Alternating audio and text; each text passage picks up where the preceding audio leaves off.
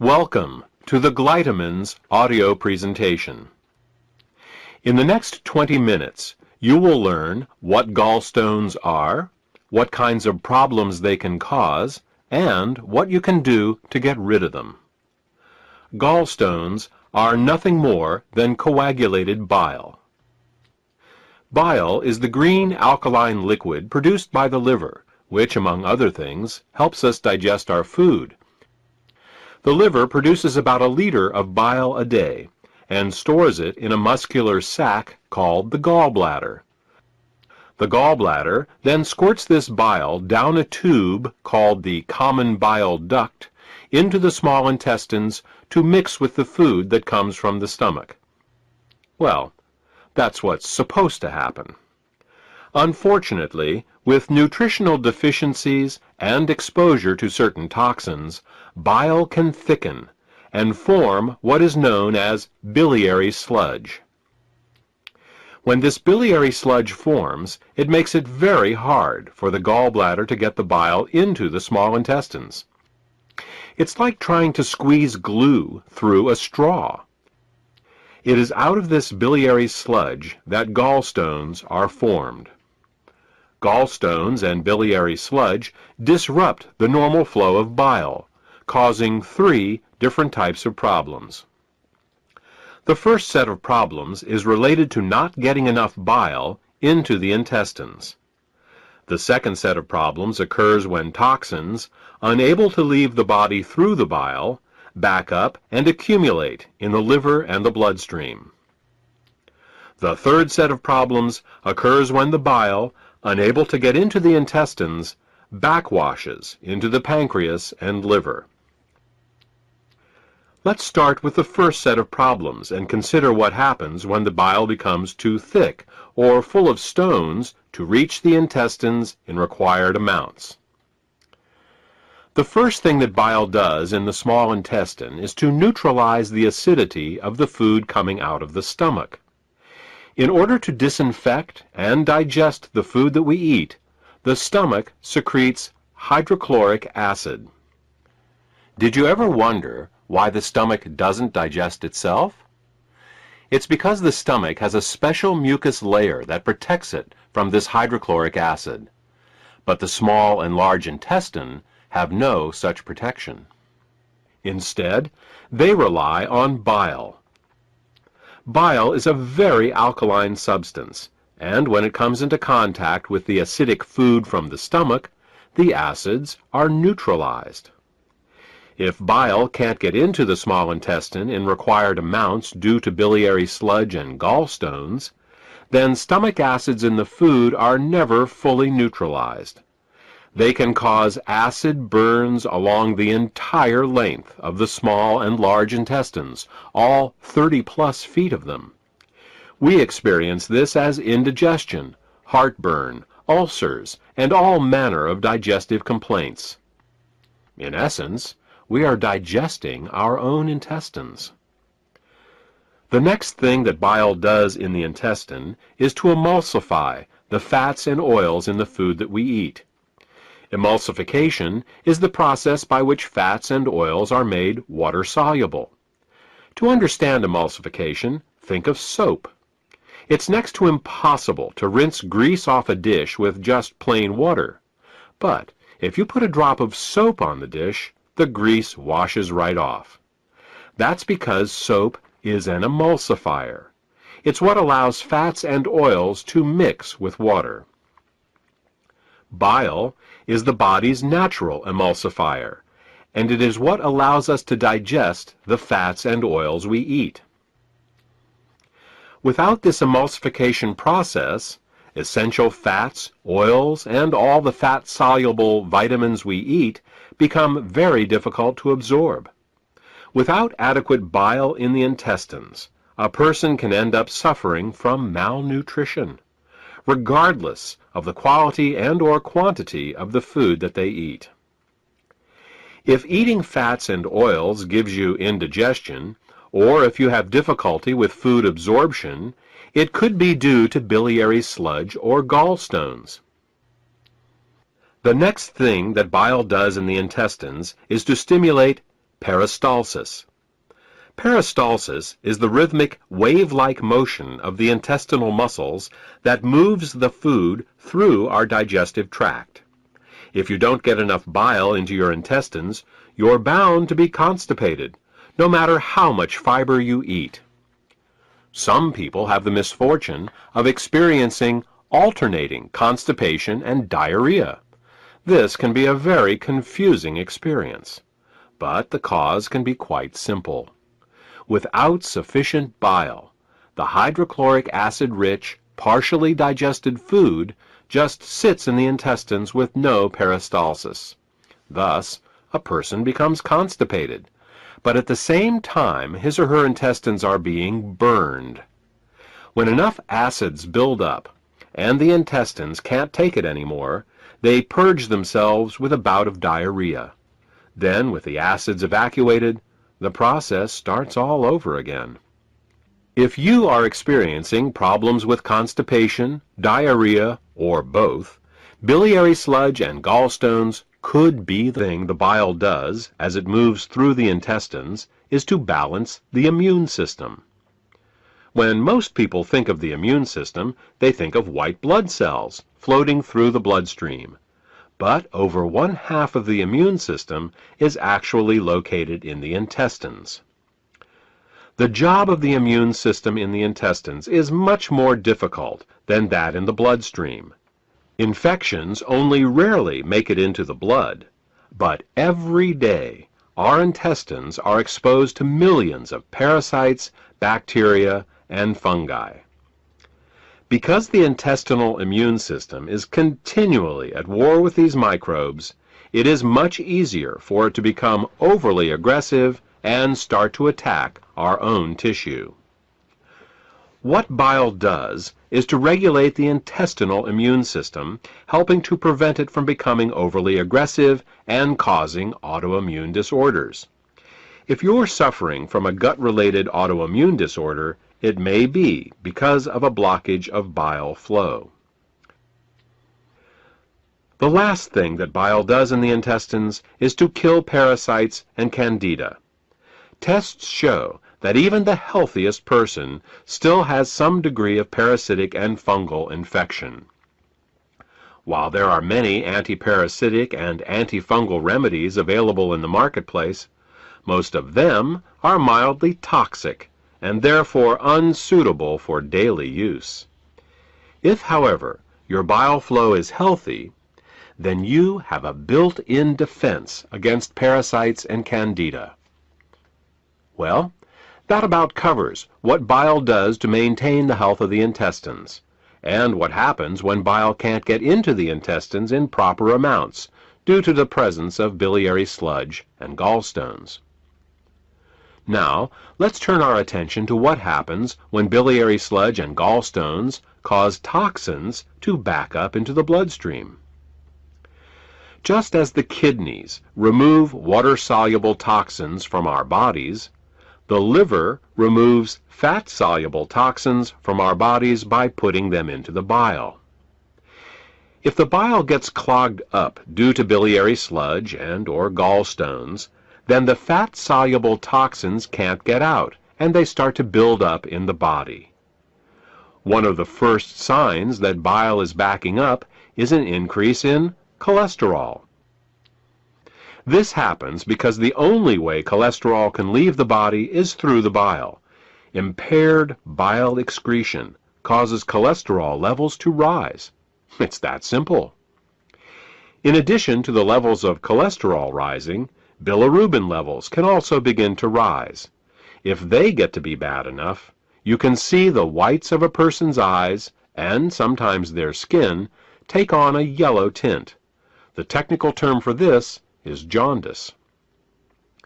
While an increase in cholesterol and bilirubin levels in the body is easy to recognize, the accumulation of other toxins is not. Literally thousands of toxins and chemicals are processed by the liver for removal through the bile each day. When gallstones and biliary sludge prevent these toxins from leaving the body, they begin to accumulate in the bloodstream and the tissues causing all sorts of problems.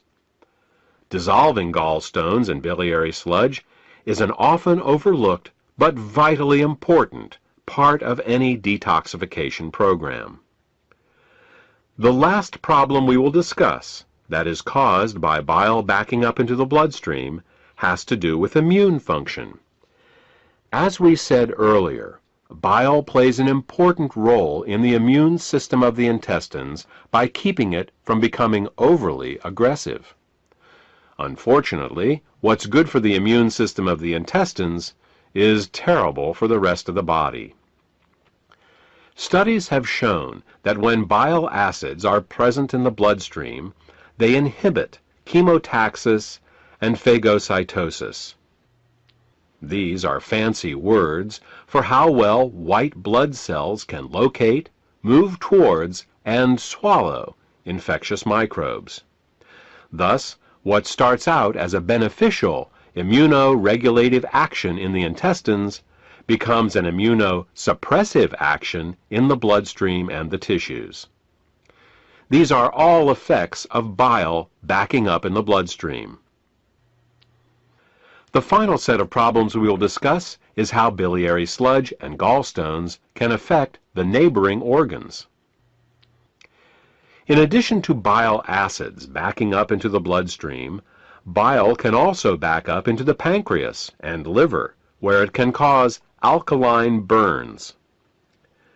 This is because the liver, pancreas, and gallbladder all share the same basic plumbing, the common bile duct. There are valves that keep the bile from backing up into the liver and pancreas. If a small stone finds its way into one of these valves, the valve can get stuck in the open position.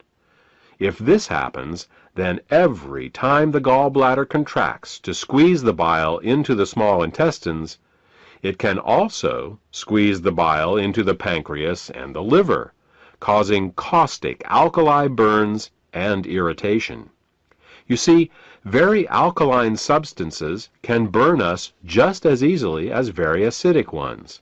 And with a pH of 9.5, bile is very alkaline.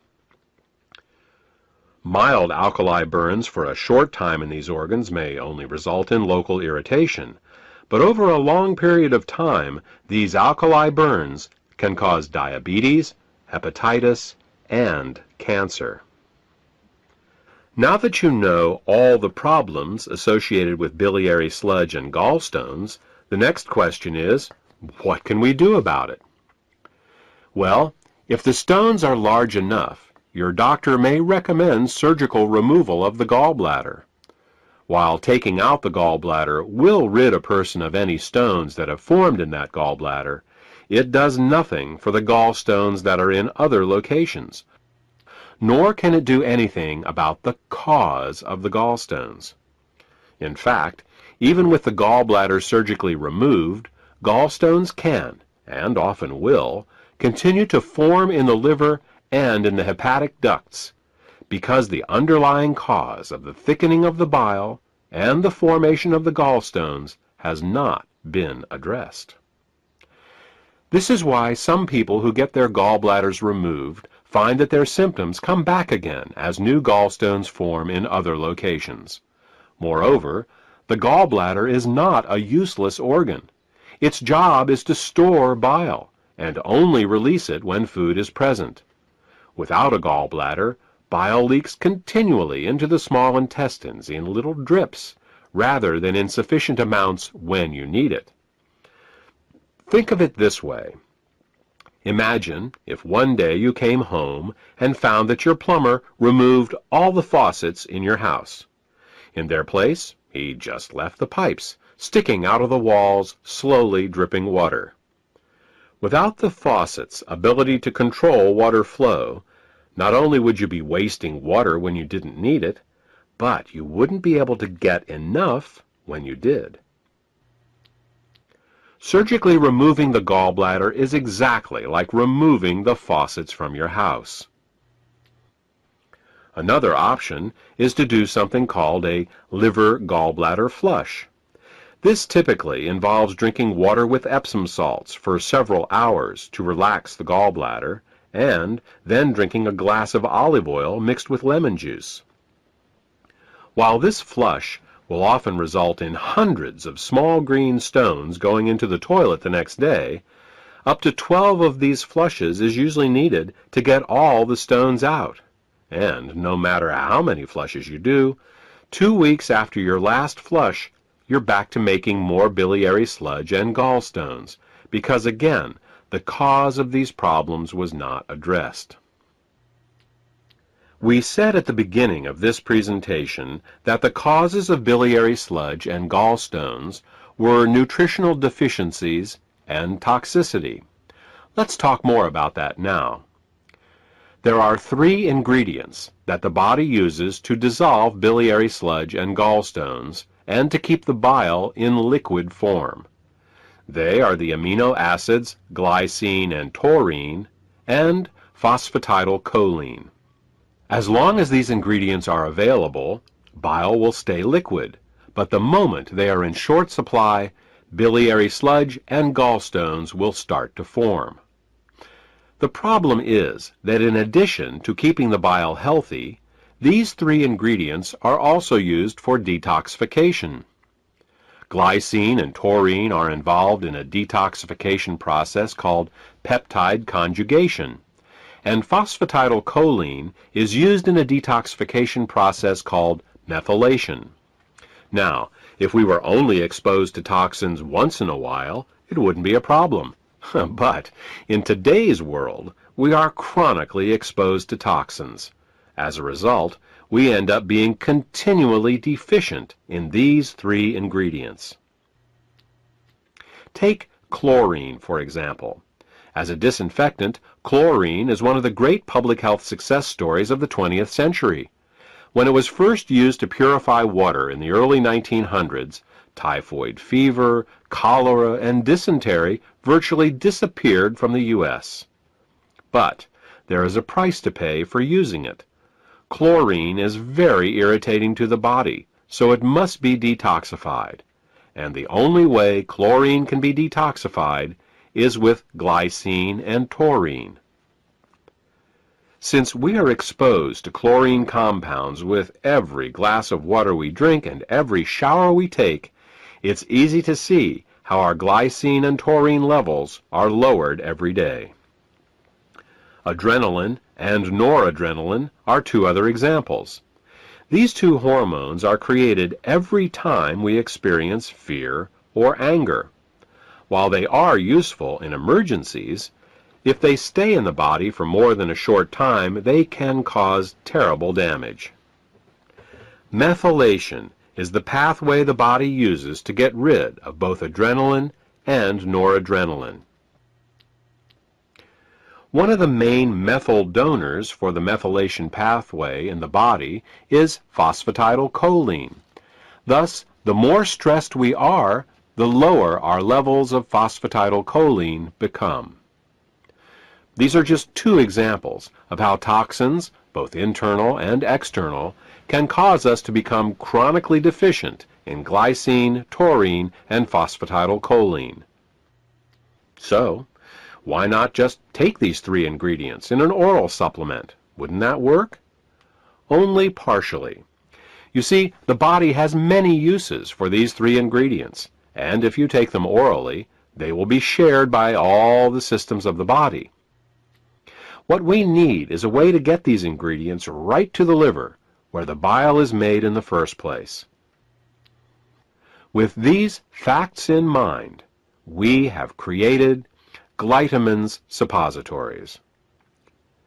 Glytamins suppositories contain glycine, taurine, and phosphatidylcholine to help support the body in both dissolving biliary sludge and gallstones, as well as preventing them from recurring.